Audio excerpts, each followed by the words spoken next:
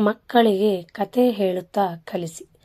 ಮಕ್ಕಳು ಅಜ್ಜಿ ತಾತಂದಿರೊಂದಿಗೆ ಬೆಳೆದರೆ ಸಮಸ್ಯೆ ಇರದು. ಆದರೆ ಹಿರಿಯರಿಂದ ದೂರವಾಗಿ ಇರುತ್ತಿರುವ ದಂಪತಿಗಳಿಗೆ ಮಕ್ಕಳನ್ನು ಬೆಳೆಸುವುದು ಸಮಸ್ಯೆಯಾಗುತ್ತಿದೆ.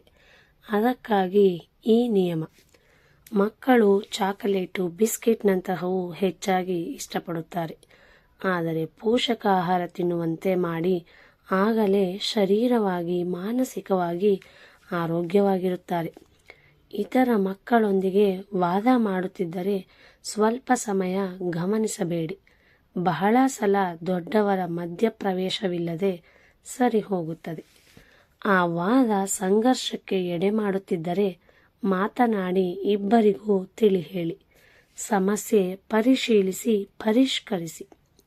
ಮಕ್ಕಳ ಅಗತ್ಯತೆ ಪೂರೈಸಿದ ಮಾತ್ರಕ್ಕೆ ನಮ್ಮ ಜವಾಬ್ದಾರಿ ಮುಗಿಯುವುದಿಲ್ಲ. ಅವರಿಗೆ ಪ್ರೀತಿ ಬಹಳ ಮುಖ್ಯ.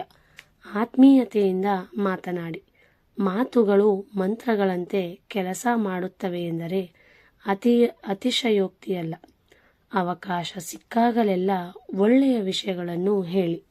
ಅವರು ಹೇಳುವುದನ್ನು ಕೇಳಿ. ಊಟ ಮಾಡಿಸುವಾಗ, ನಿದ್ರೆ ಮಾಡುವಾಗ ಟಿವಿ ಮುಂದೆ ಕೂಡಿಸಬೇಡಿ. ಕತೆಗಳ ಪುಸ್ತಕಗಳನ್ನು ತೋರಿಸಿ ಅದರಲ್ಲಿನ ಗೊಂಬೆಗಳನ್ನು ತೋರಿಸುತ್ತಾ ಓದಿಸಿ. ಇದರಿಂದ ಅವರಿಗೆ ಓದುವುದು ಅಭ್ಯಾಸವಾಗುತ್ತದೆ. ಮಾತಿಗೆ ಬದ್ಧರಾಗಿರುವುದು, ಸಮಯ ಪಾಲನೆ, ಸಣ್ಣ ಪುಟ್ಟ ಕೆಲಸಗಳು ವೇಗವಾಗಿ ಮಾಡುವುದು ಇವು ಚಿಕ್ಕವರಿದ್ದಾಗಲೇ ಅಭ್ಯಾಸ ಮಾಡಬೇಕು. ಹಿರಿಯರನ್ನು ಗೌರವಿಸುವುದು, ಆಸ್ತಿ ಅಂತಸ್ತು ಜಾತಿ ಭೇದವಿಲ್ಲದಂತೆ ಎಲ್ಲರನ್ನೂ ಸಮಾನವಾಗಿ ನೋಡುವುದು, ಸಹಪಾಠಿಗಳೊಂದಿಗೆ ಸ್ನೇಹವಾಗಿರುವುದು, ಇಂತಹ ವಿಷಯಗಳನ್ನು ಕತೆಗಳ ರೂಪದಲ್ಲಿ ಅರ್ಥವಾಗುವಂತೆ ಮಾಡಿ. ಧನ್ಯವಾದಗಳು.